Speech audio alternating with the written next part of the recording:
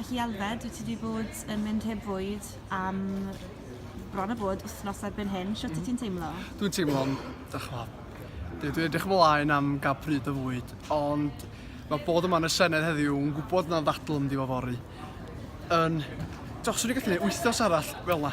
Swn i'n digon bodlon neu mis arall hydnod. Mae'n meddwl bod hyn yn gallu gwneud i Bobl Cymru yn anhygoel.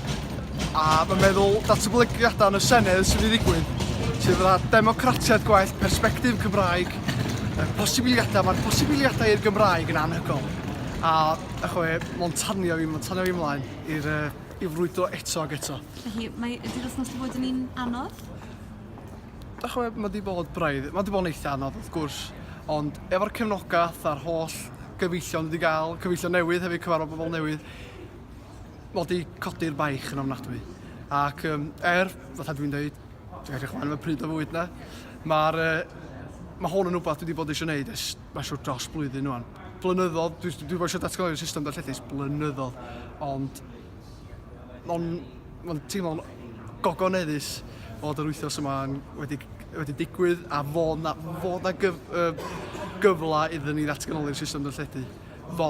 Dechrau fori a rhaid i'r gwleidyddion gymryd y siawns yna mwyn democratiaeth Cymru. Nos na ddim rheswm iddyn nhw beidio wneud. A ti yma'r Rysia'r Senedd yn dod ar ymbryd i ben yn rhyw chydig fynydau fel ydyn deall. Mae'r gefnogwyr yma, mae ambell aelod cynulleidfa wedi dod draw i ddangos cefnogaeth i ti. Ti'n teimlo allu bod yr ymdrech wedi bod yn werth wneud? Yndw. Hyd yn oed ddim yn pleidleisio i ddatganoli'r system fori, i dechrau ddatganoli'r system fori. Dwi'n credu fod... mae beth dwi wedi ddysgu ar cefnog...